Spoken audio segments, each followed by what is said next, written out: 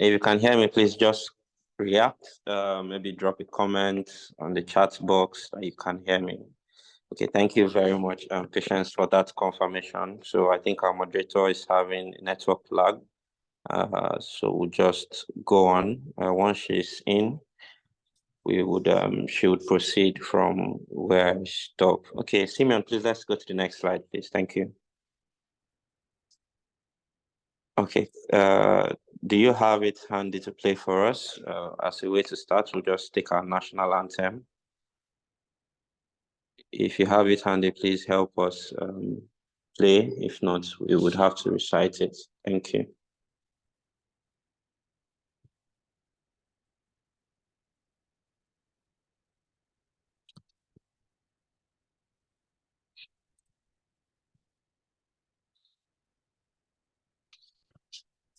Okay, so I think I would want to call on a volunteer to help us take the national anthem. Just read through the lines as stands in for our opening prayer. So just a volunteer, if you'd like to take that on, just signify. Okay, I can recite it. Okay, thank you. Arise, O compatriots, Nigeria's call obey, to serve our fatherland with love and strength and faith. The labor of our heroes past shall never be in vain. To serve with heart and might, one nation bound in freedom, peace, and unity.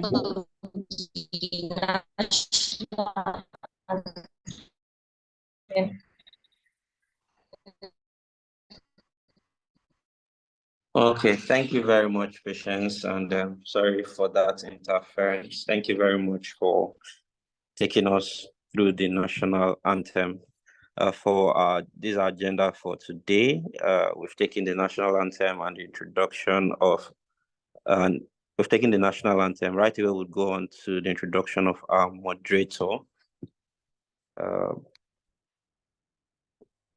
Then she's having network issues, so I'll just read her bio, take the safety brief, and then okay, so I'll take her bio while we await her to join on the call fully.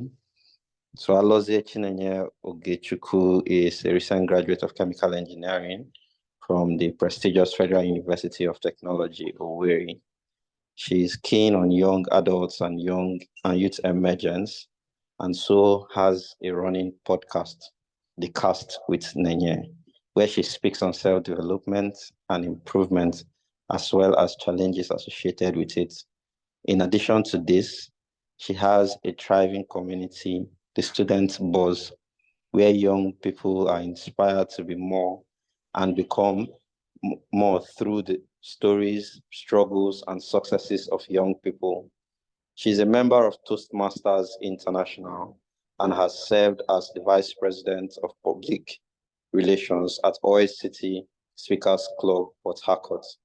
She's an ardent volunteer and has volunteered for NGOs as well as conferences.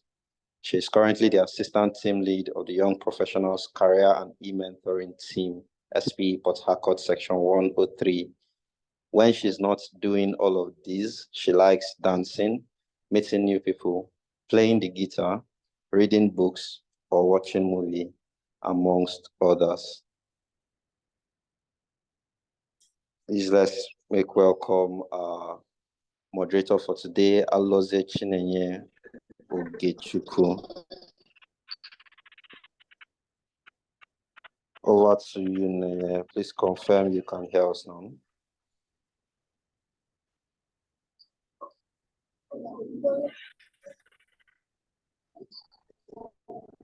Thank you. Thank you. Thank you so much, Daniel. So I think you might have to. Yes, I can hear you loud and clear. Yeah, your line is still SP breaking. Thank you so much, Daniel. Daniel, our network is bad. I think we can just move along, and pending when she fixes our network, then she can come back. Let's just move ahead. Okay, Simeon, please kindly assist with muting her. So we'll just Please, move can on you to make our confirm you can break. hear me? Actually, your network is bad. So I suggest you move to a better place or a more. Simeon, please can you help mute her? So we just want to save our speakers time. Okay, thank you very much. Okay, so while on the call, please would plead that you keep to the following safety precautions. When not speaking, kindly mute your mic.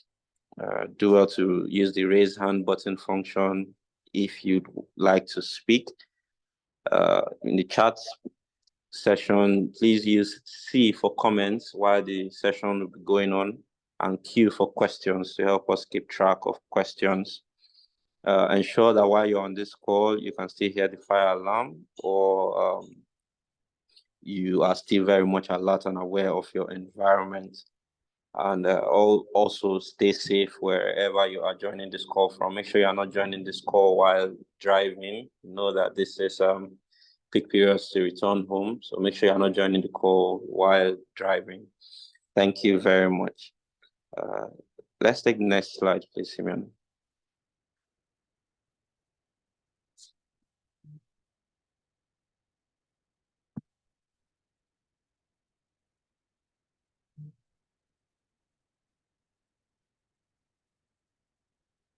Hello, Simeon. I'm on the next slide.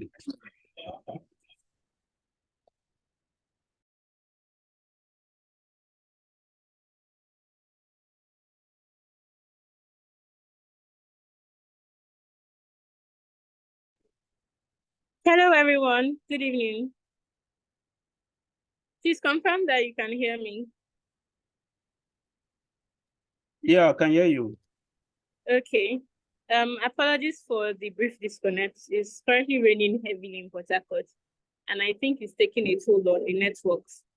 All right. On behalf of the YP chair for Section 103 Port Harcourt, I'll be taking the opening remarks.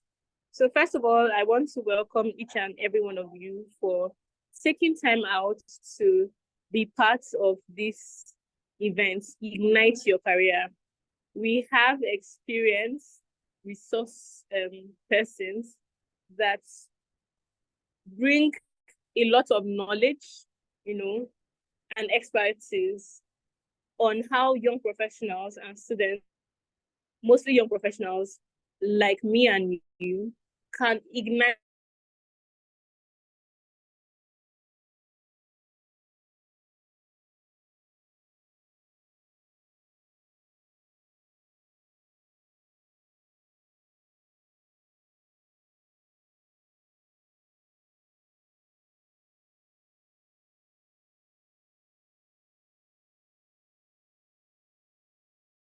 Hello, can you still hear me? Yes, I can hear you now. Okay. I noticed that I got knocked off. So I was saying congratulations to everyone on this call, because first of all, by virtue of you being on this call, it shows your intentionality and seriousness to wanting to have a great career. And although this may not look like a big step, like getting a job or maybe getting a promotion, it is a small but mighty step, because it shows that you're in the right direction, you have your priorities straight, and all things being equal and all things being in line, you have set yourself up for undeniable success. So congratulations once again.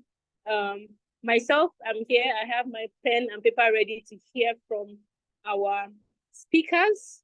I assure you're going to have a worthwhile experience in this meeting.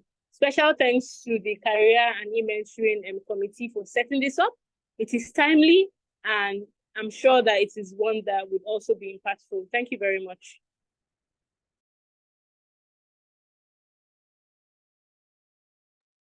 Okay, thank you very much for that wonderful remark, Ella. I think you would also do us the honors of recognizing senior members on the call. Thank you very much. Sure, thank you very much, Daniel.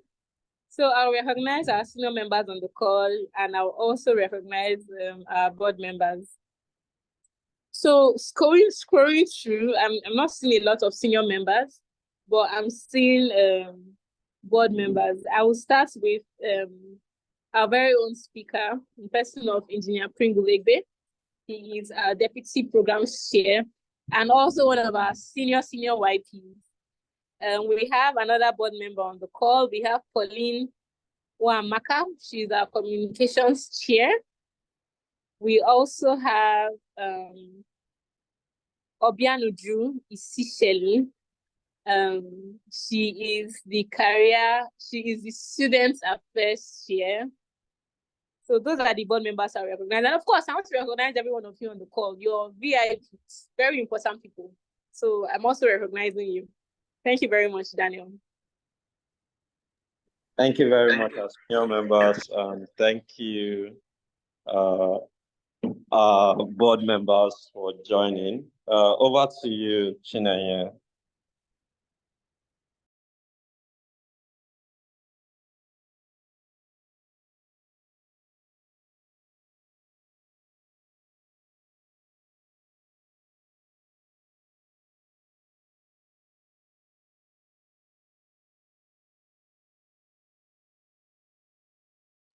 Yeah, you've been made a co-host, so you can go ahead. Okay, thank you so much, Mr. Daniel, for keeping it true for me while I had a network glitch. So it's no news that we are in an era where renewable energy sources, technological advancement, and sustainability are reshaping the way we generate, distribute, and consume energy.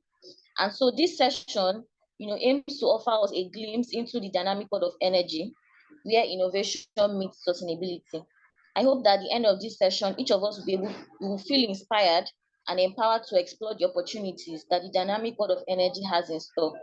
So please, I urge every one of us to please pay rapt attention as we embark on this journey of discovery, innovation, and possibility with amazing professionals in the industry.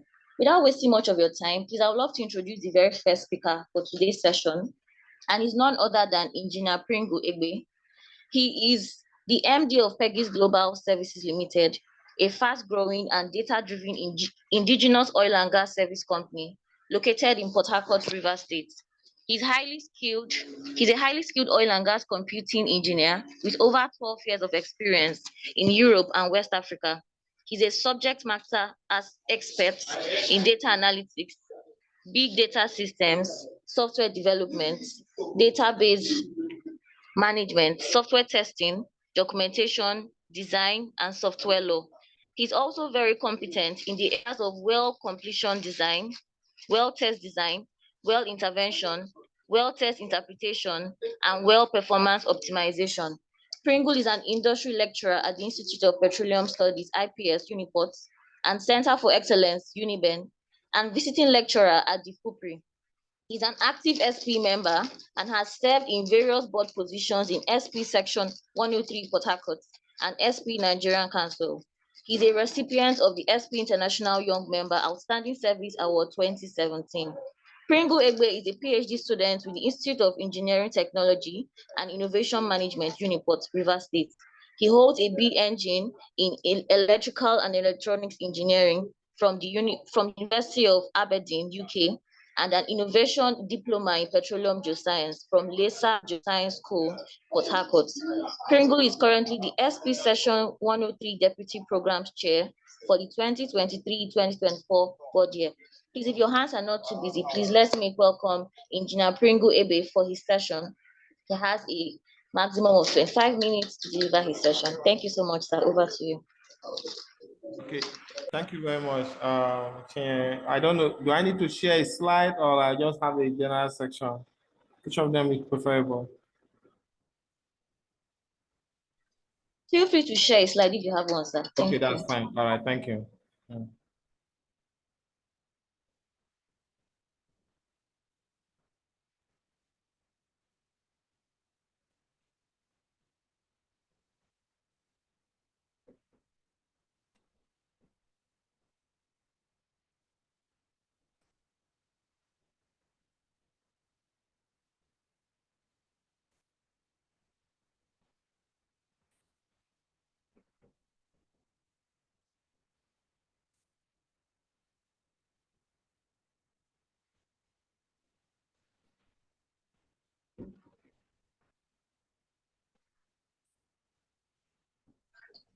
While we wait for your slide presentation, sir, do you mind commencing with your general speech while the technical team helps out with the slide? Thank you, sir. Okay. Okay. Let me just say. Okay. Just a quick minute. Good evening, everyone. Good evening, sir. Yes. I guess everyone can hear me. So for this section, I will just like to just expatiate on my view on the topic, and in general, I would say for this topic to be more effective, we need to first of all understand that passion is the driving force for every transformation. As a young professional, you need to start looking at building passion in what you do. And if you build passion in what you do, it gives birth to so many items like, first, passion fuel your energy, inspiration. Passion can also drive your personal growth. Passion can also increase your resilience. And passion can also enhance your job satisfaction. And passion can also inspire others. Like, for instance, now most of us are mentors to a lot of mentees. It's through a trait of passion. So now, for us to expand on this topic, I will push on building passion as a career growth in terms of whatever you do and whatever you intend to do. Thank you very much. While I wait to share my slide. Thank you. Thank you so much, sir, for that wonderful introduction. We can see that passion is something that fuels us and drives us as human beings. Technical team, please, the slides ready. I need to give the slide. I'll leave it. But is it like a panel session or? Okay, the slide, I need to move something.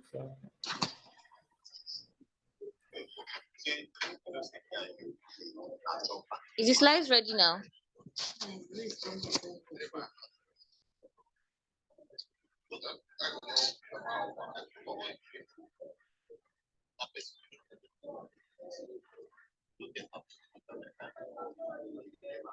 Okay. Okay, I think the slides are here now.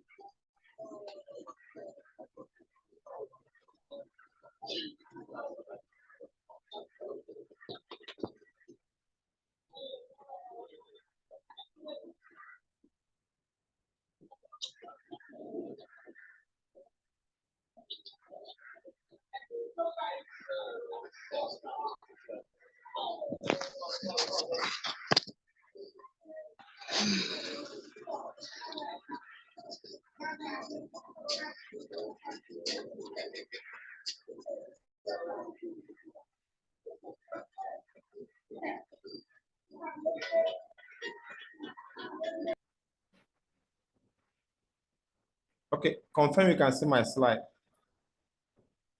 Yes, sir, we can. You can proceed now, sir. Let me just take through, my slide. This is just a few words I just want to share with young professionals. Now, the first point is I want to look at the current opportunities in the energy sector. First is we also look at as engineers, there are wide opportunities for young professionals and recent graduates in the energy sector. This opportunity includes engineering, scientists, business professionals, and policy professionals. Now, we came to understand in school that it's not what to study, what to practice. So in as much as the opportunities, you need to leave your mind open for any opportunities that comes your way. Maybe I'm a petroleum engineer today, I may end up working as data analytics. So now these are some of the things we also need to understand as a young professional. Now, some of these common type of energy jobs include petroleum engineer, geoscience, geophysics, drilling engineer, production engineer, reservoir engineer, chemical engineer, mechanical engineer, electrical engineer, environmental engineer, and sustainability engineer. Now, take for instance, now there's this marginal field sales that are going on. Now, there's a very high hit on geoscientists. So recently, I see that there was a request in laser engineering that they needed like 5 or 10 geoscientists for a job in a marginal field. You see that the petroleum engineer that returned back again to school to see if he can enhance his career on geoscientist will use that opportunity to get a job now as a geoscientist. So now, in as much as we want to build our career, we need to first of all understand that we need to first of all position ourselves at the right place at the right time. So next slide now takes me to, now, what are we facing in the energy industry? You look at, firstly, the energy sector is facing a number of challenges, including one, energy security, energy affordability, and energy sustainability. Now, notwithstanding, how can energy be available at all times is what we look at the energy security. How do we ensure meeting this increased demand for energy? Affordability, how do we provide this affordable energy sufficient? Most of these questions are questions that needs to be answered by young professionals. Now, these are area of research that young professionals can go into or can take it as a research area to grow his or her field or in terms of energy management. So now, notwithstanding, if I go back again to the next slide, what are those skills that we need as young professionals? First, the core technical skills for engineers. One, you need to first of all build your engineering knowledge. Engineering knowledge, I may be a petroleum engineer, but I don't understand petroleum engineering. First, do I understand the software in petroleum engineering? Do I understand most of the analysis in the petroleum engineering? Most time, I tell every petroleum engineer, I'm going to learn Excel. Why am I learning Excel? My production data, my wet test data, my core values, my PVT data, my completion data, my intervention data, all comes in Excel. Now, at the point now, if I want to run an analysis, I have to go back again and to use my first principle to learn Excel. The other part now is you need to first build a very strong science background. At each point in time, when everything fails, you return back to your first principle. Your first principle goes back again to your differentiation and integration, building this model from first principle. The next part, you have to have a strong mathematics. Strong mathematics in the sense that there are some parts that you need to first of all write programs, have a mathematical knowledge, mathematical model. So there are a lot of career areas like reservoir engineering. Like now, so far now, the geoscientist and reservoir engineer is a hot career partner in Nigeria because of the recent marginal field sales. Now, we also would not withstanding the data analytics. Now, in as much as we encourage everyone to study data analytics, but a lot of people does not understand. They need to understand the essence of data analytics. Now, data analytics is a tool. Now, if I want to go to data science, oh, I've finished a course in Coursera on data analytics, but I'm doing data analytics without the basic knowledge of data analytics. The first basic knowledge of data analytics, understand your basic principle of Excel, know how to manage the simple data, know how to analyze the simple data, know how to bring an insight from the simple data. So we now go back again to artificial intelligence and machine learning. In as much as we want to go into machine learning, still fall back again to basic programming. Do I know how to program? No, I'm studying AI and machine learning. You return back again to the basic principle. The basic principle is learn how to program. Now, the IT skills, there are a lot of IT skills you also need to understand. One is software development skills. Now, I may work as a software tester or as a software analyst or a software law in terms of managing software development. I can also understand my basic Microsoft Word suite, like Microsoft Word, PowerPoint, and Excel. You go to some companies now, my PowerPoint presentation basically can give me a job. I work with my boss and each presentation like, oh, please, Pringle, can you get the slide presentation on this here? Because I have a very strong PowerPoint skills. With this, my PowerPoint skills, after my internship, I may be retained just because of this PowerPoint slide preparation. So lastly, you need to first of all have a very strong soft skills like communication, emotional intelligence. Emotional intelligence is key. How do you manage in workplaces is key. In as much as I made the first class, but if I have a very bad emotional intelligence, I'm out of the game. In as much as I'm smart, I have very good team spirit, I have very good communication skills, I'm smart, I can program, I can do a lot of things, but bad emotional intelligence, you're out of the show. So now these are some of the things we need to learn as young professionals to survive in this 21st century. Now, my advice for young professionals, first is you need to first of all look for a way to build internship and volunteer opportunity. Now, get yourself a place where you can learn. Learning doesn't mean I have to learn and get paid. Whatever you're being paid, just manage whatever you have and learn. Now, build experience. Don't look at the amount of money that comes to the pocket. Build experience. Get internship opportunity.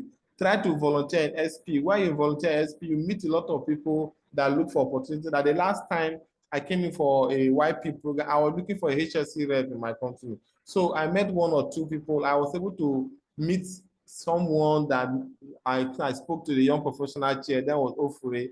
then they recommended one lady as an HSC rep, and she has been working in my company for over a year now. So now try to see how you can network with senior professionals. Whenever you go for a meeting, avoid networking with your colleagues. Try to network with your senior professional, at least ask them questions, look at where opportunities, look at your passion area, where you focus on, where you try to build on, where you see yourself in the next 2 years, the next 3 years, the next 4 years, the next 5 years is important. I also join a professional society like Society of Petroleum Engineering. Now, there are two things I tell people. I'm an engineer from electrical electronic engineering. I tell people there are two professionals in the world in Nigeria now that is very active for engineers. The first one is SP. The other ones, the second one is others. Others, they say that the life of Cs for electrical electronic engineering, they are not really effective.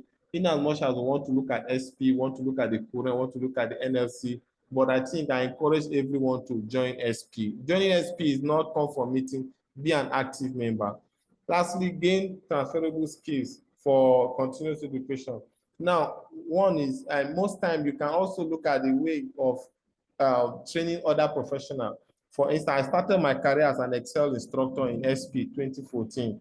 Now, from there, I have moved to council. From council now, the Excel for oil and gas professional is now a course in SP NAISH short course. So it's just something you need to start. Like if I have this passion in machine learning and artificial intelligence, I can organize a show in young professionals. Okay, I want to train all the young professionals with introduction to machine learning, introduction to artificial intelligence.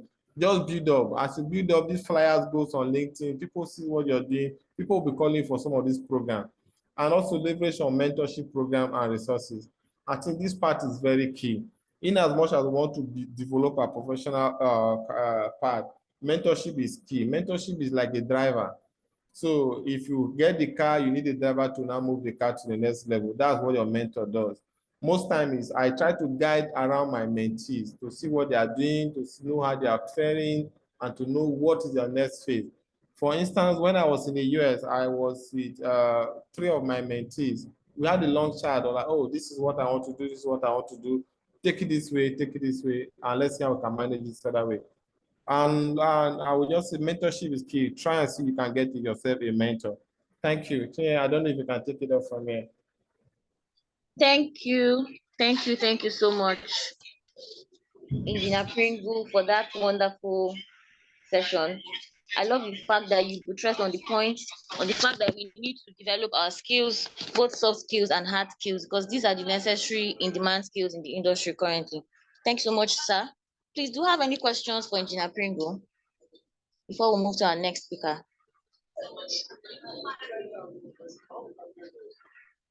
Please, do you have any questions for Mr. Pringle?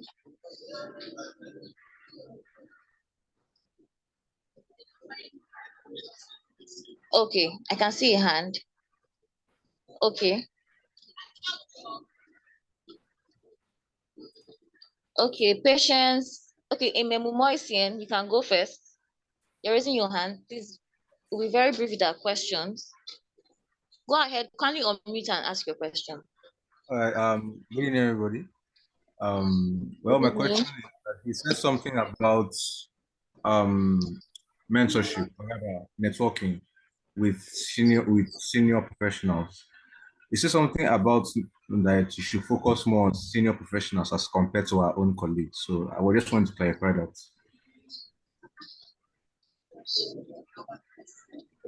Okay, over to you, Mr. Pringle. Okay, please, can you come again with the question? Imam, can you go again?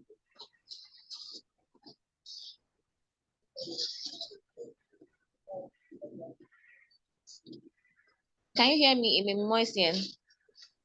Yes, I can hear you. So my question was that I wanted. Okay, my question was that you said something about networking, yeah? So you said that we should actually target networking with more senior professionals as compared to like our colleagues at our own level, right? So I just want to clarify that. Okay, yes. Now, for instance, let me give you an instance. If I come for Yeah, Amen. Thank you very much for that question.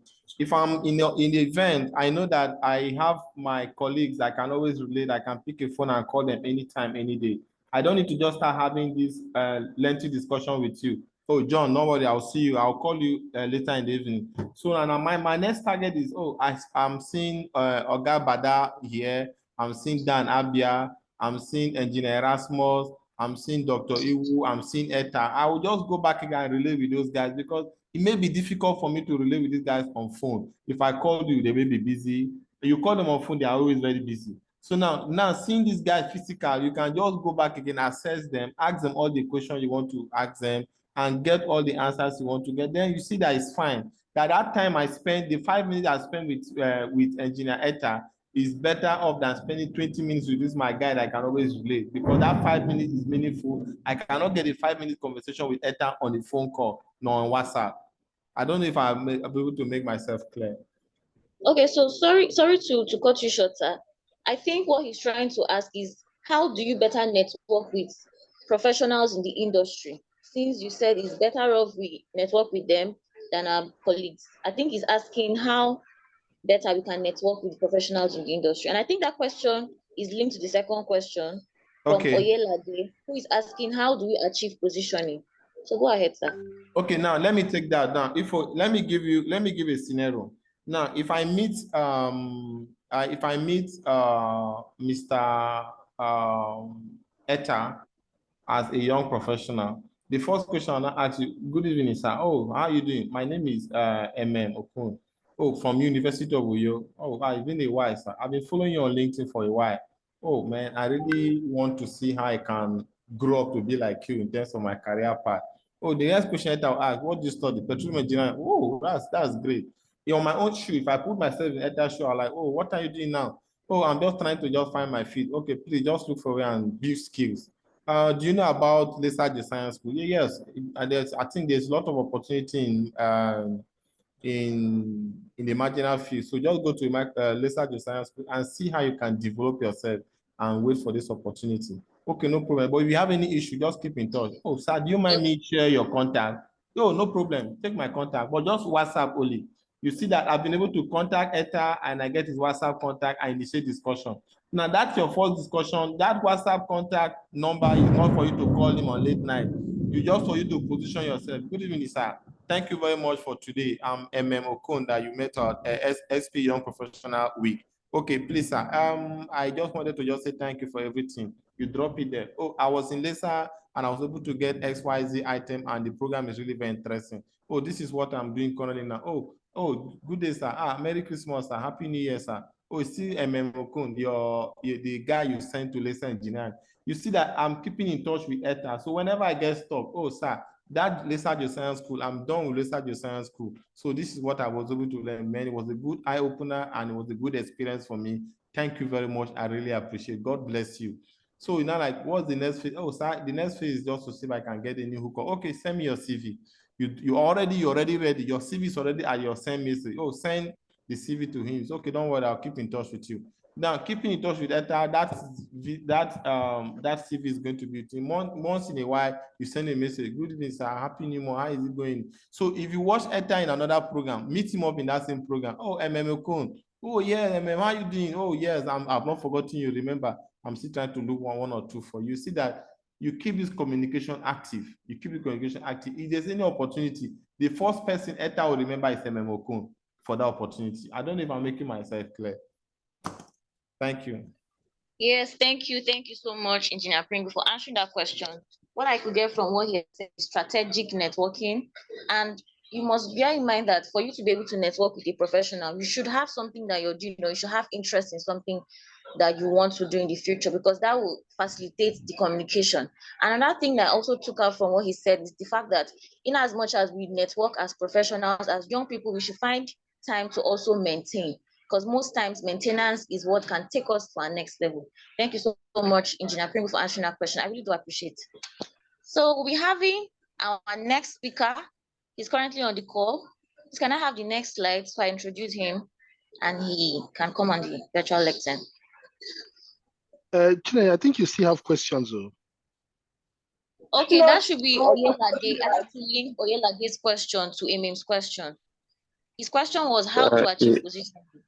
You have a question from Patience Ogo. Oh, okay. Patience, please kindly unmute and ask your question. Okay, good evening, everyone. Okay, good evening.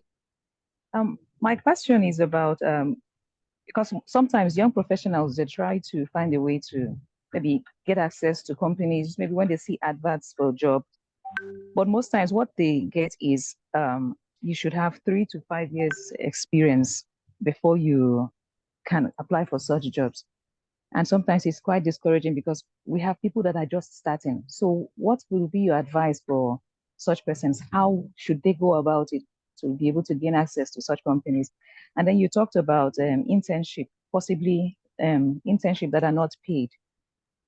Most of us are willing to do such, but we don't know how to get access to such internships. Is it possible to walk up to your company and ask for such internships, or if you could just guide us around how to go about it? Thank you. Okay, thank you very much. I guess this patient. Okay, now in terms of 3 or 4 years or experience, it's just very simple. After graduation, try to hook up in any company you can. At least try to create a good relationship with the company you did your IT, your 6 months IT. Now, after this relationship, after graduation, you return back again to join them. Most times they may not pay you, they just allow you because you already have a free gate access. Now you join these guys and you put it as year 1. Then during your NYC, try to position your NYC in such a way that you may get to a company in a state where you have a company you can hook up and do fulfillment allowance while I work for this company. So it also works. I don't need to say that so much because a lot of people do that. So now you can be working in a company and they will pay you as an intern, but your NYC, you just go for normal CDS and monthly clearance. That's if you finish your NYC, that's 2nd year. Then your 3rd year now is after this your NYC, you hook up in on the next stage in your company where there is going to be an entering position. You're like, okay, now we are going to employ you as an intern. You just finish school, you just finish NYC, you do a 1-year intern with us. You see that if I finish that 1-year intern with a company like say Union Energy, and I finished that 1-year intern, I built a lot of career experience. And if I accumulate my number of years of experience, I'll add this year 1, year 2, year 3. I'll see that I already have 3 years experience. When you're writing your objective statement, you say, I have a 3 years experience working in the oil and gas industry. Now I did this. Most of these things are packaging and language structure. How do you structure your CV? How do you structure your timing also matter. Then in terms of internship, and that's why I say networking is key. Now, a lot of companies don't advertise internship. Like now, you meet a friend to a friend to a friend to a friend will recommend you. And that's why you need to first of all keep your circle very open. These colleagues of yours that works in companies, try to keep in touch with them. Bros, Daniel, is there any internship position in your company? Please just alert me. I'm available. And most time you can meet some of these CEOs and managers in meetings. Oh, sir, I just finished from Uniport. I'm looking for internship opportunity. Is anyway, oh, no problem, just come around. You can meet the CEO, sign an internship letter for you. It's just a straight employment for you. Oh, please, patient will be doing internship with us for 6 months. Now, in that internship for 6 months, make sure you do everything that you want to take. And it's just like a player giving 5 minutes in the field. Do everything possible to see you can be outstanding. Because most time your appearance, your characteristics, your performance, your team building, the way you respond, the way you build up matters. When you're leaving, everybody like, no, we need to employ patient.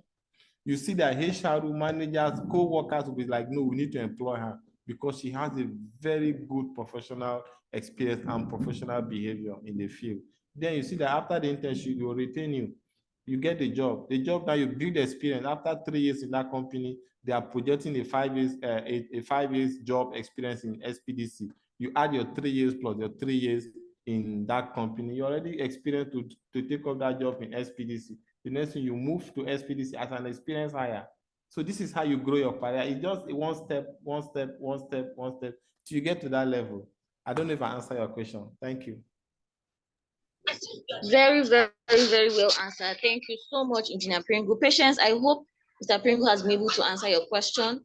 The key point from what he has said is first impression matters. In everywhere you find yourself, in any organization, in any professional workspace, be it informal or formal, try to put your best foot forward because people are actually watching. And you don't know if you might be called any day to come and work for them. And from there you get to build experience just like you're asking. Thank you so much. Mr. Dare, we might have to skip you. I sincerely apologize because we are really behind time and we have another speaker that's currently waiting on the call. I really do apologize. But if you can stay to the end of the meeting, I think your question should be answered. Thank you so much. I'll be reading. Thanks so much, Mr. Pringle, once again. Really appreciate you. Thank you. I'll be reading the second speaker's bio. His slide is currently projected right now. Mr. Pascal, please, you can start screen sharing while I read your bio. Dr. Pascal Ifeacho obtained a Bachelor of Science degree from the Department of Chemical Engineering of the University of Lagos, Nigeria. He then proceeded to the University of Erlangen, Germany for his master's, and thereafter to the University of Duisburg-Essen, Germany, where he obtained a PhD in nanotechnology. He joined Shell Downstream Refining afterwards and worked as a technologist for many process units, storage and loading facilities. Thereafter, he joined the Shell P&T office in India for 6 years, providing technical support to LNG, gas plants, and regasification units in the Asia-Pacific region and Africa. Dr. Ifeacho has worked on numerous gas projects as well as supported LPG facilities in places like Brunei. Dr. Ifeacho is a firm believer in the crucial role gas will play in developing the Nigerian economy. Currently, Dr. Ifeacho is heavily interested in identifying decarbonization pathways that support achieving the net zero ambition of organizations. He's married to Dr. Veselina Ifeacho and they have 2 children. Please, if your hands are not too busy, kindly react on the call or kindly unmute. Let's give Dr. Pascal a round of applause. Thank you so much, sir. All this one for me. Yeah. All right. Please confirm you can hear me. Loud and clear. Okay. I'm just trying to, and you can see my screen. Yes, we can. Okay. All right. So, just for the purpose of this presentation, my name is Pascal, and apologies if I bore you with this story. This is going to be a story that I'm going to be telling, just basically my own perspective, so I'm not representing any interest. Of course, you see the doodle screen or the page with a lot of scribbles and things. When I was asked to do this work or do this presentation, this was how I felt about everything that is happening around the energy industry. Maybe because I'm so deeply invested in it that it sounds a bit confusing now. So ability to distill out something on adapting to changing energy landscape was kind of a challenge for me because there's so much going on and it was very difficult to pivot into one particular area. Well, I'll do my best. So I've picked up these few items to share with you today. First of all, want to look at adapting to changing energy landscape. So Europe will be my role model for this. Then, of course, I want to look at the overview of how the current energy landscape is like in Nigeria. And then we'll talk about challenges in the energy sector locally in Nigeria. And then, of course, opportunities that exist in that same sector again in Nigeria. And then the big question for me is, are we ready for what is coming or what is already here? And then a few reflections. All right. So most of my slides are going to be a lot of images, so very little text. So when I look at this, if you go to your right, you see Europe the way it looks like with the big part here, which is Russia. And you can see that different countries in Europe predominantly use different kinds of energies, or different mediums. Russia here is, of course, heavily into gas. And then you have places like Germany and France and Spain that are into oil. And of course, you see France here in red, which is nuclear, because it still has a stronghold on most of its old colonies like Niger, and they're able to get uranium. So, everybody pivots to where they are most comfortable with. Now, if you go to the left side at the top here, you will see that over the years, the amount of or the percentage of renewables contributing towards the total energy mix or electricity mix is steadily increasing, while the fossil fuel part is coming down. They met each other 2020, and then the renewables is still on the rise. This is purely for electricity, not for the total energy. So heating and all the rest are not involved. And then if you look at the bottom here, you see what the projection is looking like up to 2050. Basically, Europe telling us that they're going to really decline with all other sources of fossil fuel, and they're going to be doing a lot with solar and wind going forward. So that's how the landscape looks out there. But hey, we had the Ukrainian war, and things flipped. All of a sudden, Germany starts to import large quantities of LNG from all over the world. You have huge prices. Countries that have net zero ambitions for 2040 now push it to 2050. So everything boils down to the fact that energy security is crucial. Everybody wants to be in a position where they control their energy, because energy is, supports life. And if your people are agitating because they are threatened or their existence is threatened, they would revolt. And that is one of the things places like Europe don't want to see. So you find out that the truth is not very clear. People or countries or regions begin to take decisions based on security as the major driver for some of the policies that they take, rather than just having one clear direction to say, look, we're decarbonizing, or we're doing this, or we're moving in this direction. Now let's move to Nigeria. So Nigeria is a very interesting case. When I was doing this, I picked up a few slides from the National Gas Policy and a few other places. Sorry, I didn't cite all the references. One of the key things that you see is that predominantly firewood is still being used as a large source of energy within Nigeria. You might be in the comfort of your house cooking with gas or with electricity, but there's a large chunk of people in Nigeria that still cook with firewood, with sawdust, and just a small fraction that uses LPG, kerosene, and the rest. Now, if you look in terms of which sectors are consuming the most energy resources, you see that, of course, the residential area is, or the residential part is the one that does the most, followed by things like the transport sector and, of course, the few industries that we have. Now, if I go to the left, we look at electricity. Everybody knows that electricity is epileptic in Nigeria. Almost everybody has a generator, unless you're living in Bonny, where we produce our own electricity. But you can see the blue part of this graph here, basically showing you the installed capacity that we have at different plants. And you can see the red, which is very dismal. It's really poor, the amount of production that we get out of some of these plants. Now, looking at it this way, this is a place where 86% of our power is generated from natural gas systems and 90% by hydro. Now, if we're a country that is very rich in hydrocarbons and gas, why is it that we're not even able to make up and meet up our electricity demand? So, question for you to bear in mind while we go forward. All right, but we do have challenges, and we know that, and there are so many challenges that we're facing.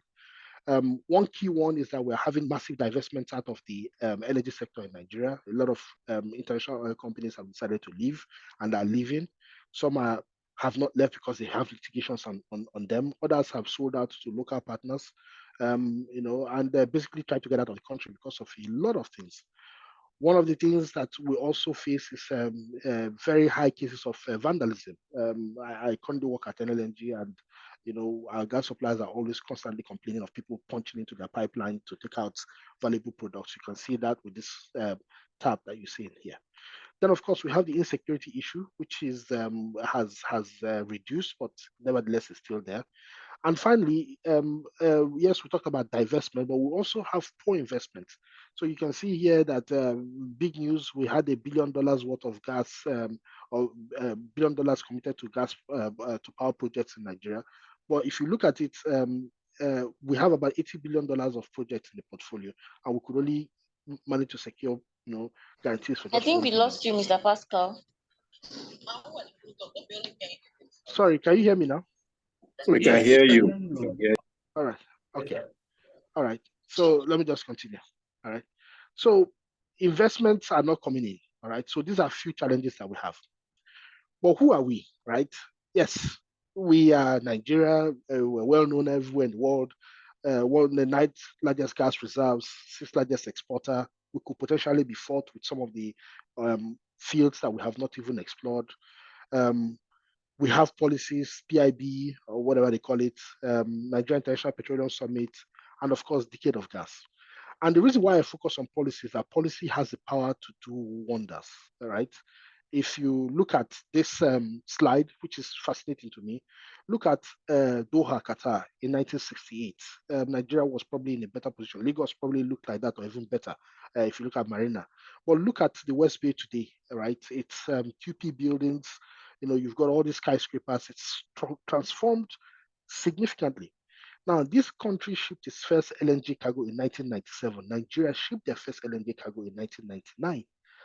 2 years difference, but look at the difference. Yes, they're a smaller country, this and that, but at least the transformation has been immense, and it's something that if you have good policies and you stick to them, you know, you're able to achieve a lot going forward. So we also took a stab at the policy thing. About 3 years ago, the Buhari administration said, okay, we're going to do what is called a decade of gas. We're going to use the next 10 years, not just to exploit gas and sell as a product outside, but basically use it to drive growth and development within the country. So we looked at all these areas around infrastructure, domestic markets, international collaboration, and we're putting all these things in a 5-year road, in a 10-year roadmap that will say that if we're able to do all this or most of these things, then gas will be the backbone that is supporting the development of the Nigerian economy, right? So it helps with businesses and all that kind of stuff. So we put that in play, but I don't know how much of this, because these are so many initiatives and are so distilled, but some of them we know have traction, but a lot of them still do not have traction. And then there's also the sustainability aspect that with transition into with a new government in place now, do they still share the same values as the old one? So another key issue that plagues us as a country. All right, looking at the domestic sector, so homing in now on what we do. So domestic LPG about 450 kilotons at this time. At this point in time, domestic LNG was just still picking up, right? Domestic propane does not exist currently. So all the LPG that you have within Nigeria is mostly sold as butane. But we still have a lot of reserves in Nigeria that we need to do something with, right? Otherwise, we'll be caught up like in Enugu, where there is still a large number of coal and nobody wants it. So remember, there's still coal in Enugu. So we don't want to wake up one day and somebody says, oh, there's still gas in Nigeria, and we didn't monetize it when we had the opportunity to do that. So there's great opportunities that are available within the country. The question is, what are we doing about it? Now, when I look at the opportunities that exist going forward, right, I identified 4 key areas. The first area is, of course, where I currently work, which is LNG and CNG, and I see things that are coming up in that area. Then I see the LPG, which is the traditional area that we have been having for quite a while, but still have very poor penetration compared to even other African countries that are not oil producing. Then we've got the biofuels, which I think is largely, which we use a lot in Nigeria, but it is not structured. And that's one place that we could, really make a lot of inroad, especially with everything that is going on outside the country, and the ability to use this to actually make a lot more revenue internally and even externally. And then, of course, renewables, which everybody says, oh, maybe it's not for us. But of course, when you look at the operating cost of renewable systems, they are zero or so low. But the biggest issue is always getting the financing to make the switch from what we traditionally have now to what we are, is required to be able to harvest renewables. All right, digging deep, right, into this. Let's talk about LNG, CNG. So liquefied natural gas, it's natural gas, C1 predominantly, chilled to about minus 161 degrees so that it becomes liquid. The value proposition about LNG is the fact that if I take 600 liters of gas and I'm able to cool it down to a liquid, it shrinks to just 1 liter. So I'm able to transport 600 liters as 1 liter. And then when I'm able to warm it up again, it goes back again to the 600 liters of gas. So because of that, the energy density you carry when you're transporting liquefied natural gas is very huge, that it makes it really very attractive to put it in ships and take it all around the world for sale. Now, last year I was in Egypt, and I was fascinated by the fact that almost all the taxis that you have around in Egypt run compressed natural gas, which is then another version of natural gas, but this time around it's under high pressure and not liquefied. And basically, the price between compressed natural gas and petrol in Egypt is about 3 to 1.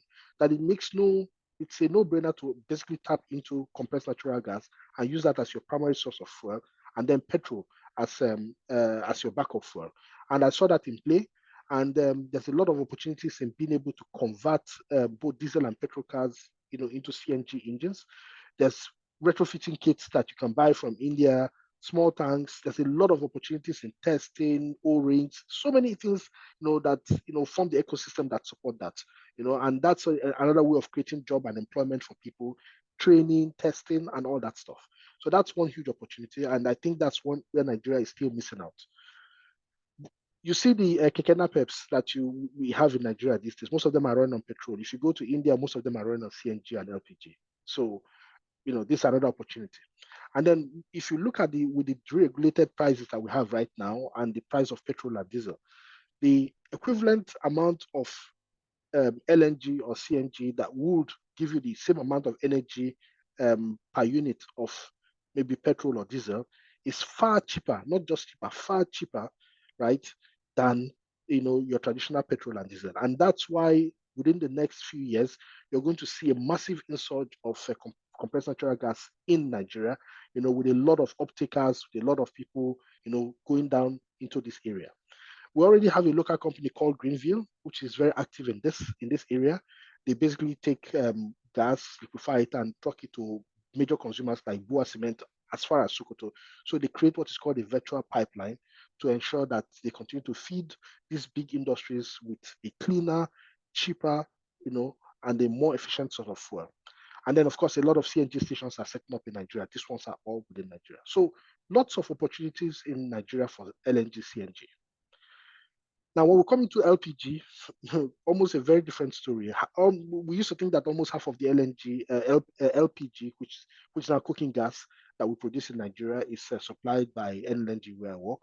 But when I look at the data, I see it's only about 25% if I consider that with the total amount that was used. Nigeria uses about 1.4 million tons of LPG every year. The LNG supplies something around the order of 300,000 tons or thereabout. But the thing is that a lot of that is still, a lot of the LPG that we produce or we use in Nigeria is still being imported from places as far as USA or even Equatorial Guinea. So if you look at this graph here, it basically shows you how the import is versus the local production, and you see that the import dwarfs the local production. Now, again, here there's a lot of opportunities, right? Especially LPG for transport, which we have not really, gone into. We know that because we have massive power problems in Nigeria, you could do small power stations based on things like gas engines that run on LPG, like the Wasilla system that I've shown here. And of course, we can also open the market to a different type of LPG, which is propane, which as of today does not exist as a commercial market within Nigeria. Nigeria predominantly consumes butane. So there is a possibility for us to go into the propane market and then even explore more opportunities, and be able to supply the market even more and have a better penetration, And then of course you have things around training, O-rings and things like that, which are very valuable that people can actually invest in or be part of that system to basically support this moving forward. Then we come to biofuels. So biofuels is one that I think is largely ignored within Nigeria. Why we say that still a large chunk of people cook with firewood, which is very inefficient because the stoves are inefficient. They lose about 50% of their of the heat, to the atmosphere because it's not properly done. There are a few things that we could do. Here you see in rural India a biogas plant, which is basically done with clay, all right, and basically taking in compost materials and fermenting it and then producing biogas that fits communities. So this is not even a high-tech situation, but it's something that works. And I think if people have already started thinking about this in Nigeria, you also have pelletizers, being able to turn some of the fuel that we use today, things around sawdust that you get in in wood markets, right? If you're able to pelletize them and lace them with certain ingredients, you're able to make, a higher fuel density or a higher energy density within the pellets. This itself can be exported because even in Europe, a lot of heating systems are now running with pellets, all right? And you can take this, buy a system like this that pelletizes this, something like this costs like $2,000, and then start making this as something that you can actually sell out of the country. Then finally, we have a lot of waste coming in from food production, from rice, from cotton, from millet, granite, that you can use their husks also to produce some sort of biofuel. But we basically throw these things away and put them in landfill, whereas these are things that could potentially be a source of fuel for us. Now, when we come to the other part, which is renewables, right? Of course, solar plays a big role. I like this photo here on the right, top right, where you see cool hubs. This is Naba Market, where somebody basically has used solar panels to maintain a cold room to help local fresh food sellers to maintain the quality of their product in the evening when they go home. They bring their tomatoes, they bring their fresh fruits, and then he can store them in there just for a small fee. And the morning they take it out and continue to sell it without them going bad. On the top left, you see a solar that is integrated with a well, right? This works very well in a lot of places. In rural Kenya, I'm currently doing an MBA in renewables, and I met somebody in my class who comes from rural Kenya and really is in the outback in rural Kenya, supplying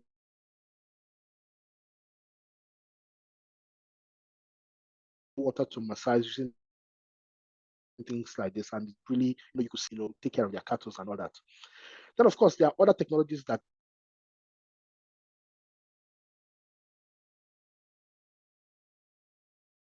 are there that people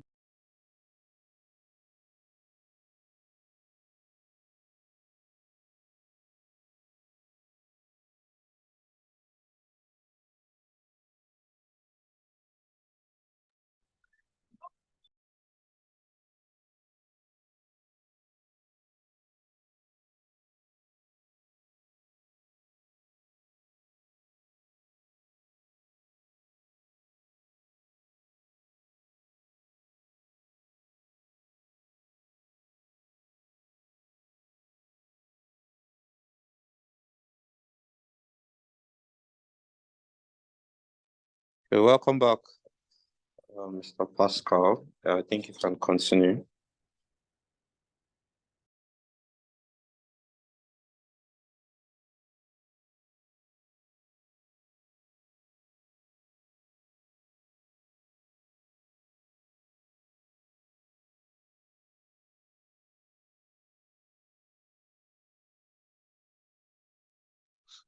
Sorry, confirm you can see the screen, please.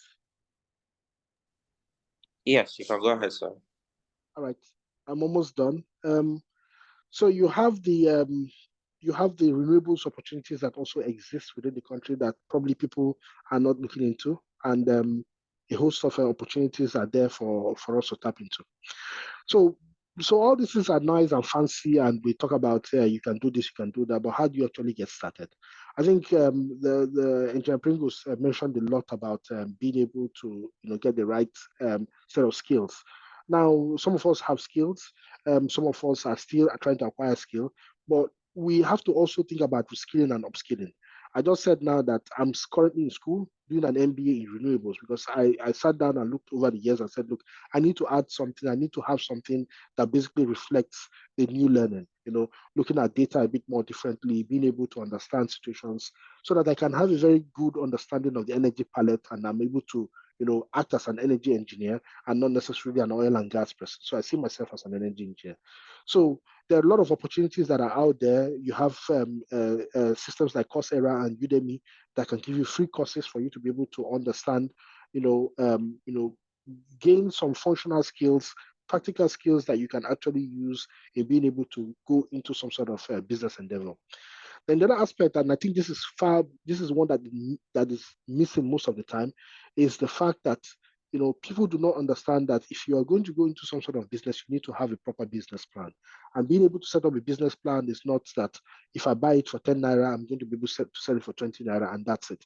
There's a whole lot of other things that comes into play, and people need to understand that before they actually see whether what they're trying to go into makes sense, and whether the proposition that they're putting out there, the value proposition, is something that others see as valuable and they can actually make money out of it.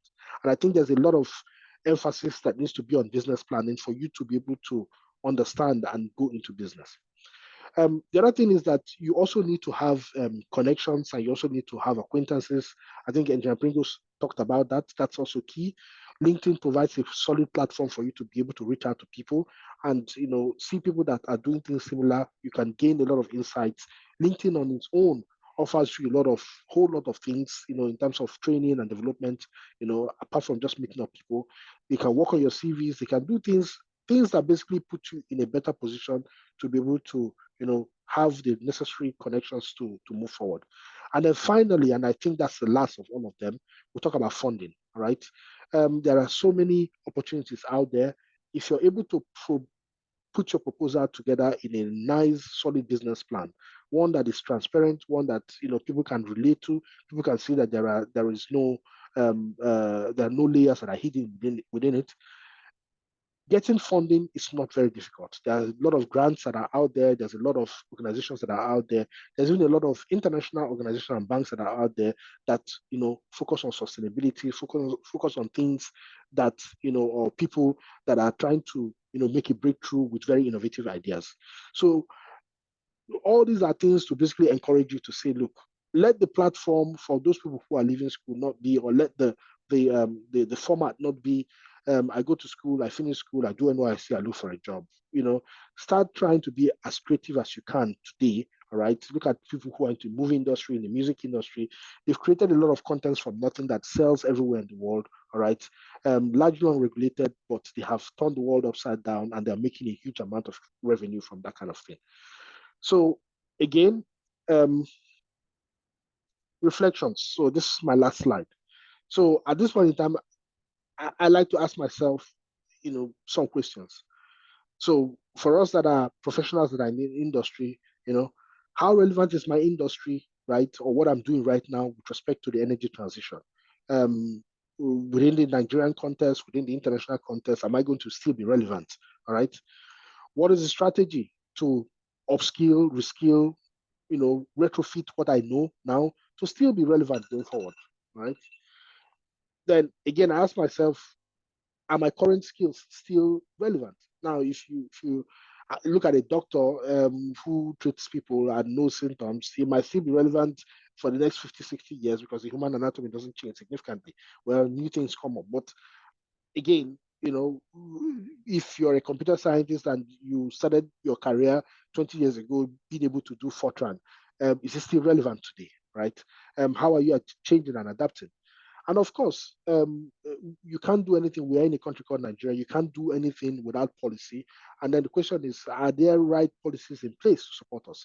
A lot of people keep saying government should do this. The role of government is basically to put policy in place. And that policy should be functional and should not be detrimental to the growth and development or stifle development within the society. So what is it that the government can help us do in terms of being able to put things together so that when we now go in to try and leverage on some of the opportunities that are out there, that we do not meet some stumbling blocks? So these are my reflections. These are things I think that we should all take away with us, all right, in thinking of how tomorrow is going to look like, right, and how working in a changing environment is going to look like, changing energy landscape is going to look like going forward. So I think I'll stop it at that point in time and really apologize for the glitch in transmission. And I think I'm now open for questions or comments. Thank you.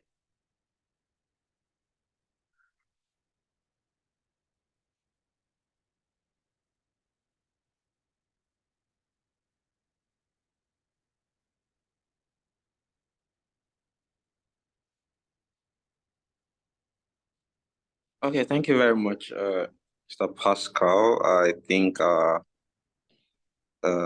Simeon, please, can you make Chinenye a co-host? Okay, Chinenye, you can continue. Thank you.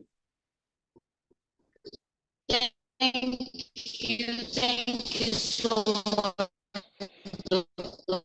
Pascal for that wonderful session.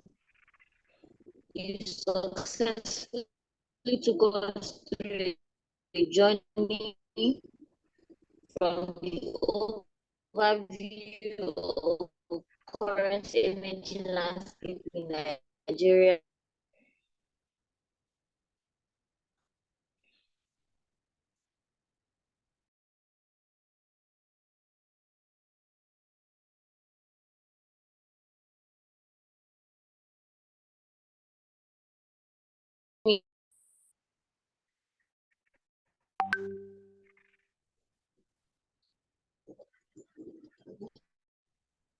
Not really. I can't really hear you. Yeah.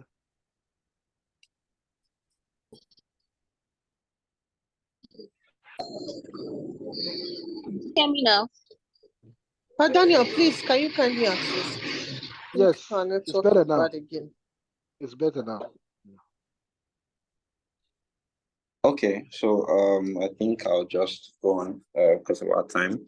So thank you very much, Doctor. So very quickly we'll go on to taking questions, and I already have some hands or a hand. So Oyelade Marvelous, you can go on with your question.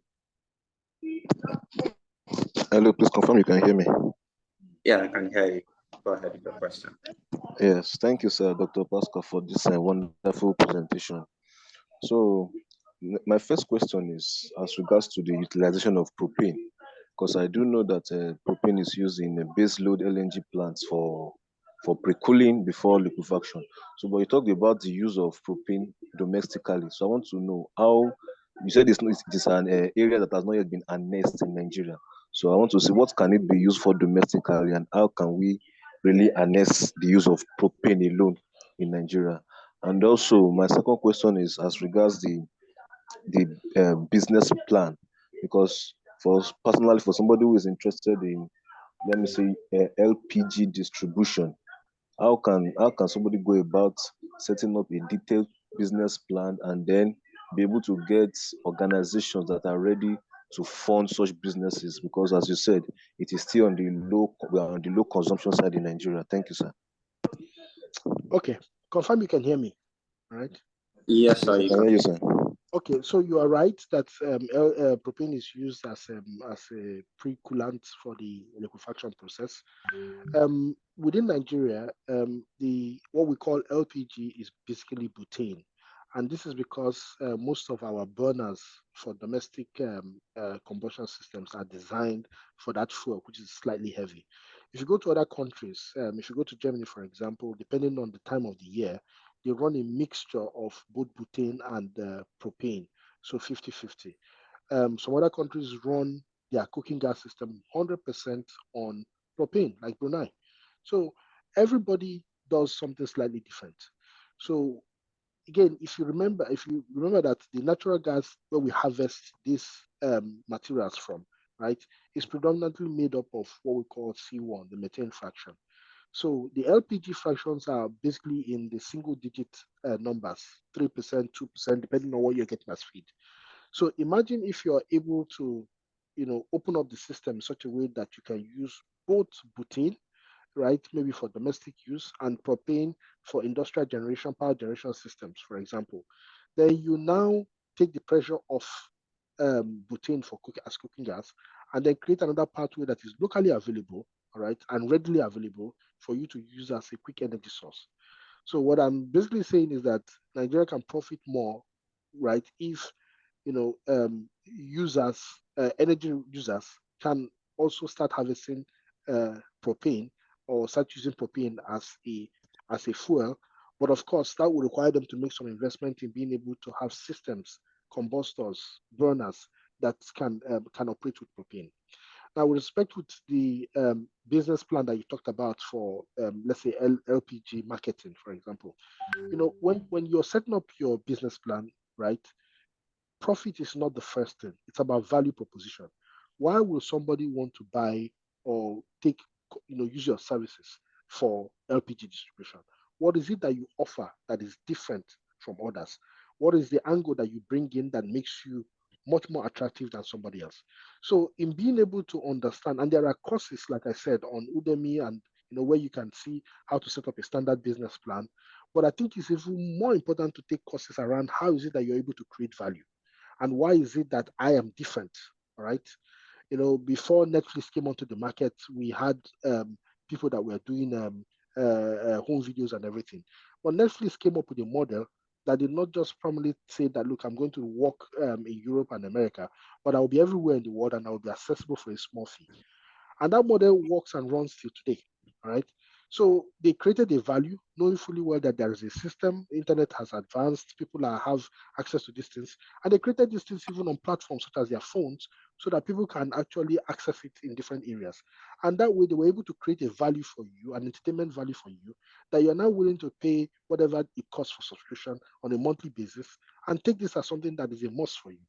So if you think in terms of value first, right, and then equip yourself with skills online, if you go online and search how to make a proper business plan, right, you could see a lot of all these courses that are available on some of these free tuition platforms, right, and use that to marry your value proposition, and then you're able to set up a proper business plan.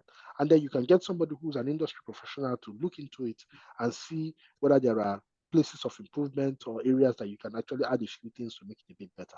So that would be my encouragement going forward. Thank you. Thank you, sir. Thank you, sir.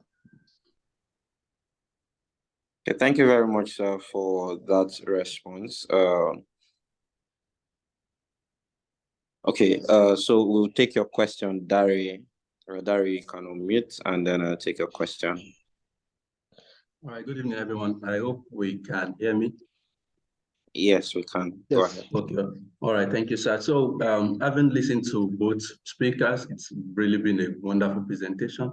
So as a fresh graduate, I just want to ask, for those of us looking forward to industrial experience, to gather this experience, and we've talked about upskilling and reskilling. How do we harness this in terms of seeking opportunities industrially and also pursuing a graduate program? What will be our best advice for fresh graduates? And my second question is, of course, from what our speakers have shared, Nigeria ranks about 9 in our gas reserves, yet we are not actually meeting up to the gas supply in Nigeria, right? And amidst all these challenges of investors leaving the country, and how can a fresh graduate like myself come in terms of research, in terms of opportunities and funding? So I would like and appreciate our speaker if he can touch some of these areas. Thank you. Okay, thank you very much. I think Angel Pringles touched on, some guides on how to, work your way into unpaid internships, and use that as a business to get a foot in the door, and be able to use that to have some years of experience that you can eventually leverage on to, to get into bigger positions. But I think the part that I would like to dwell on is more around your questions of being able to, leverage on what we currently have in the country, 9 largest gas reserves, and still being able to, what is it that we can actually do, right? So again, I tell people, the first thing you need to do, right, is you need to ask yourself, right, what is it, where are your strengths? You need to, first of all, be very critical of yourself and do a self-reflection. Are you somebody who can work independently, has a very good risk appreciation, right? Or are you somebody who must, work with people to be able to achieve things?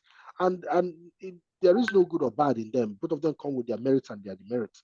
But at the same time, if you're able to understand where your skills lie and understand what your limitations are, you can start off by partnering with people. And doesn't necessarily mean that you are going to be stuck with those partners for life, but making an inroad into the business. I've got a couple of young people, right, who graduated from school. They looked for a job for a year, they didn't find it, and they came together and said, you know what, we're going to have an LPG bottling facility somewhere in Abuja. And then they came up with a proposal, and then they came up with a cost, and they went back to their individual families, and they were able to raise bits and bits of money. Now, the good thing that these guys did, was that they didn't just say, look, we are now investors or we're now owners of a plant, right? That we're going to now sit down and then employ people to do the work for us. No, they basically did what I call the McDonald's model, where if you come into the shop floor and you say you want to take LPG bottles, as you're making that order, one of them is at the back doing the filling for you. So they work in such a way that they are the ones that are actually doing the work themselves, right? And so they cut their costs at the earlier stage and are able to, use it to continue to invest. And they're doing very well now. They've got the second, the third one opened up. So again, at the end of the day, right, looking for a job, right, if you can get it, it's fine. But when you look at the country that we live in today and you ask yourselves, how many industries have we set up in the last 10 years? What is the manufacturing capacity of the country looking like in the last 10 years? Are we going up, going down? Are we stable? All right. What is it that we have created in the last 10 years that makes you a fresh graduate, right? Or that brings you into that fold where you can say, okay, I'm going for employment. And when you ask yourself and look at the statistics, you see that it's very dismal. It's really very poor. So the question now is the few spots that are available, right? Do you still want to, struggle to get in, right? You can do that. But at the same time, what is not allowed is for you to just be idle over the years because people will start losing interest and asking you all kinds of things. So I encourage people, and this is the model that exists in Europe till today, that people, while going to school, they still try and acquire some sort of skill, something they can hold on to, and not just necessarily a certificate, right? Something they can do. And they basically generate this skill while as a student to be able to pay for their tuition or pay for their, for their living fees. But at the end of the day, this is something that they can leverage on at any given point in time, or even borrow experiences from that to facilitate whatever they are doing. So as a young person leaving school, right, understand what your strengths are, your weaknesses, understand what is it that you can do, all right? And at this stage, at this age, you're allowed to make mistakes. You can try something and it fails and you stand up again and do it again. What you should not be doing is be failing at 50 or 60. But at 20 something, 30 something, you can make mistakes and learn from it and move forward. So that would be my advice to you. Thank you. Thank you, sir. Okay, thank you very much for that response. I think we are done with our questions. Thank you. A big thank you to our both speakers, Engineer Pringle and Doctor. Thank you so much for your time. Please, can we go on to the next slide, please, Simon? Thank you. Okay, so we'll be presenting a token of appreciation certificate to our speakers, and like to welcome YP Chair Justice to take on this session. Good evening, all. Yeah, good. Yes, we can, Justice. Go ahead. So sorry for I was wrapped up my symptoms earlier. So, Engineer Pringle, thank you so much. The section was invaluable. I got feedback from the GPP for the section, but we also found out time to actually give this talk to us. On behalf of the young professionals, and section 103, and also the fire and inventory team, we present this certificate of appreciation to you. So thank you for a well-deserved speech and section. It really impacted us, and we are very grateful. Thank you. So also, Dr. Pascal, we are very grateful too. Thank you for actually giving us with your time to actually share your knowledge, how we can build on our career. So on behalf of the section, the YPs in the section, and the fire and inventory team, we thank you. It's a bit of appreciation to you. Thank you so much. We'll send this all to both of you in mail. It's a soft copy of this. So thank you so much. We are very grateful. Yeah. Thank you. Back to you, Jack.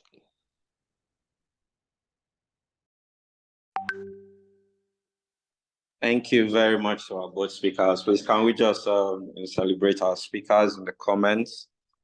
Let's just tell them thank you for such wonderful presentations. Okay, very quickly, we'll go on to take our photograph session. So at this point, I would like to encourage all our participants, our speakers to turn on their cameras. So we quickly take a photo. Please, let's do that quickly.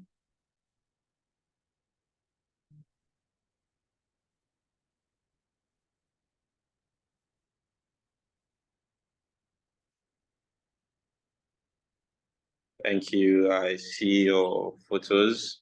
Let's smile more. Okay, Simeon, just confirm when you have taken a photo. Thank you very much. Okay.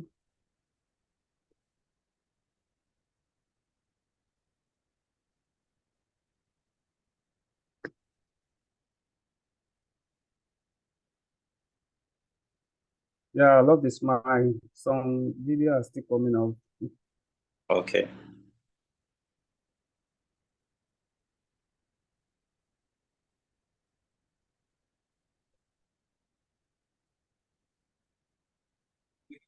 Okay, I think we are good.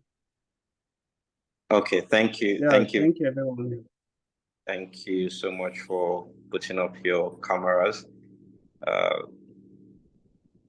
So Simeon, I think you can help us with sharing your screen again. So we just proceed with the next activity. Thank you.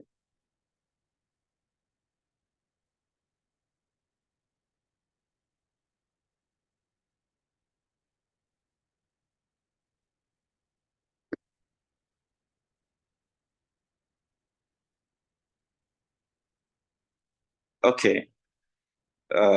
So I'd like to welcome someone from the membership team to quickly take on the membership drive.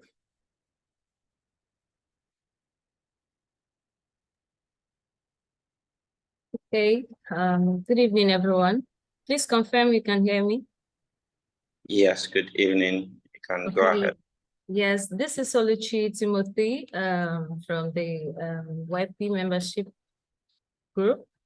So I would also like to thank everyone that kind of made out their time for this presentation. For this session this evening is quite inspiring, and for me, I would say that I've actually learned a lot, and to kind of keep enjoying these packages, we need to rightly pay attention and actually know that this is what we do in SPE. So if you are here in this meeting and you've not kind of enrolled or joined this wonderful group, I will implore you to use this opportunity as an encouraging track to register. So please, the next slide. Okay, who are we? We are Society of Petroleum Engineers. Is a place for all the oil and gas, energy and industry professionals and students. So our members are students, recent graduates, young professionals and senior professionals. So which I expect that you'll be interested to join. So what are the benefits in being a member of SPE? So you'll be able to have this strong industry network. And how can you achieve that? You can achieve that by not belonging here or by not joining this group. You can actually achieve that by registering. You can also have the opportunity to enjoy live technical events like this one, and also an enhanced industry knowledge, and also networking events and lots more. So please, the next slide.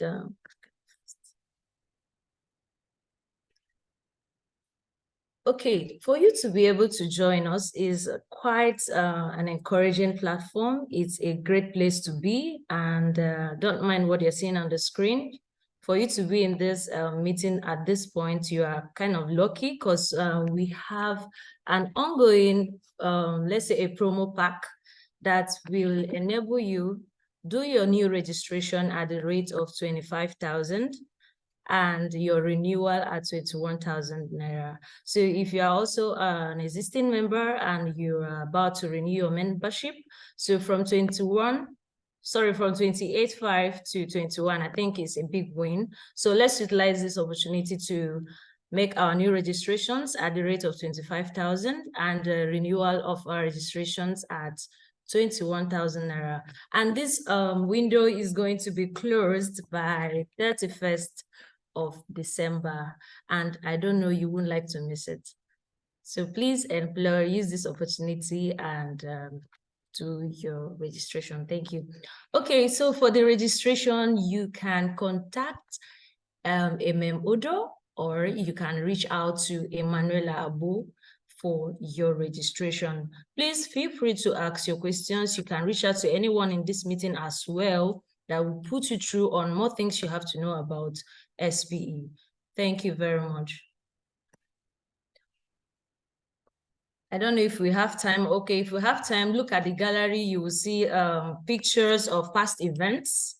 So you realize that you'll be able to enhance your visibility.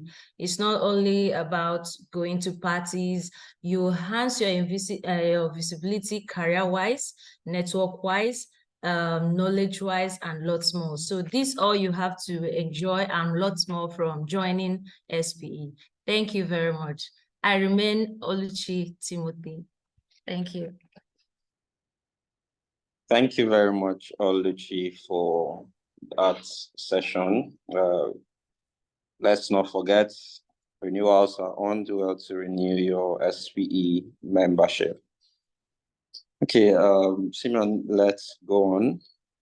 I think you can just proceed. They've already done the membership drive.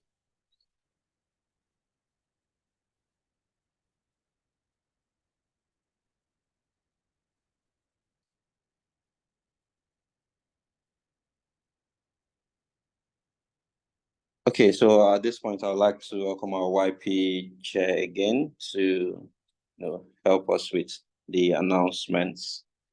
Over to you, Justice. Okay, thank you, Dan. Okay, yeah. So our SC week is upon us, and the full pack week, starting from Monday to Sunday. That's next week. That's 4th to Sunday the 10th. So on Monday, we're having the opening ceremony and the panel section. It's actually will be very, very important. Actually, not to miss any of these events. That's starting from Monday to Sunday. Tuesday, we're having the career guidance and finance workshop. From the name, you already know what to expect, but you're even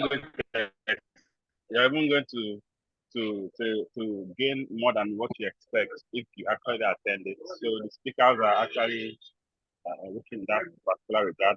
But whenever we're having the maiden edition of the sectional chairperson's cup, so we're having the YPs, the senior members, playing that particular tournament. So please don't miss it.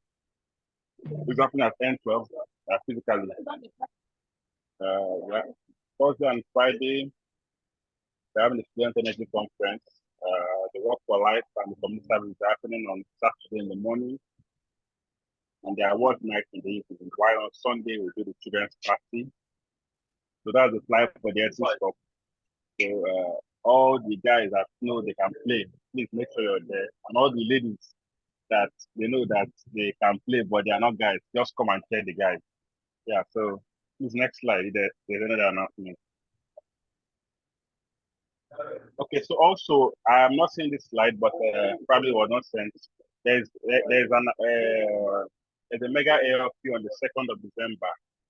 There's a mega AFQ on the 2nd of December for the AFQ team. So please make sure you join that section. And also, very, very important, I don't miss it, on 2nd December, where I will be having the Secret Santa. And it's a must that you join that the spin the wheel, because we have spin the wheel on 2nd by 7:30 in the evening. So the Secret Santa is just like an event where you get to actually you actually get to give somebody a gift. So you be a Secret Santa. So you don't know the person that you're going to give. Probably you may know at the end of the day when you're exchanging the gift, but you won't know the person because you'll be given a number, the person will be given a number. So your name will stand for a number, the person's name will stand for a number, people will be fed, and people are supposed to go and drop the gift at SP house, where definitely, so that 2nd will be the gift pairing. That's it, names will be paired together.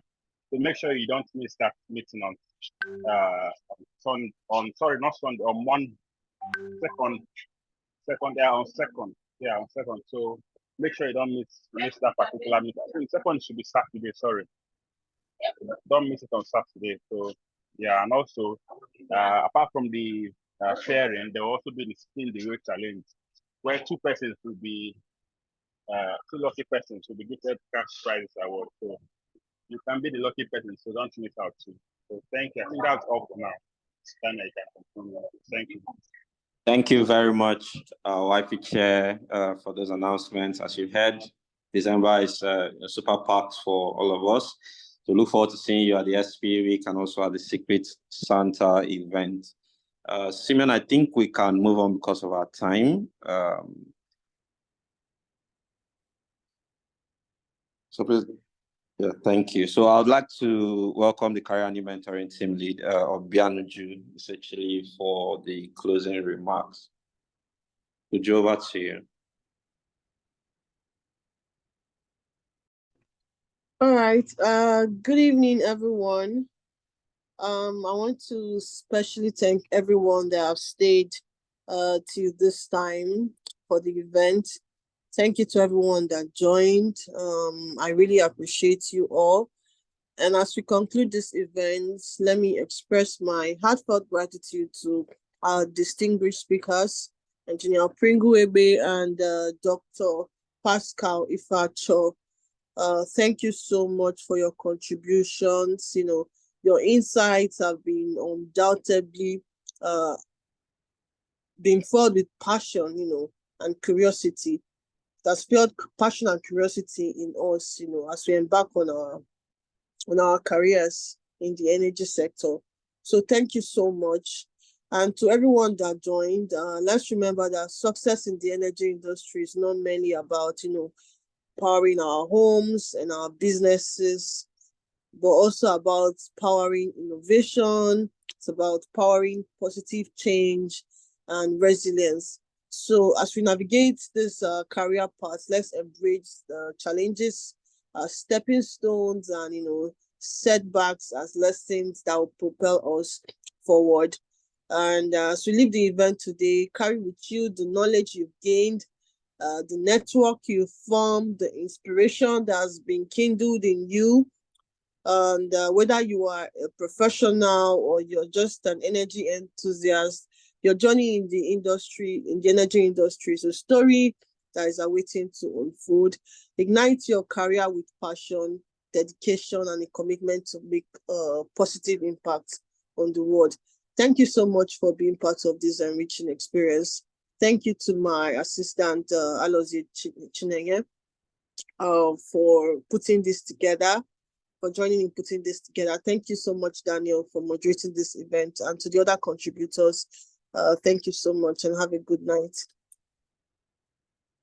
Thank you very much, Uju, and have a good night, everyone.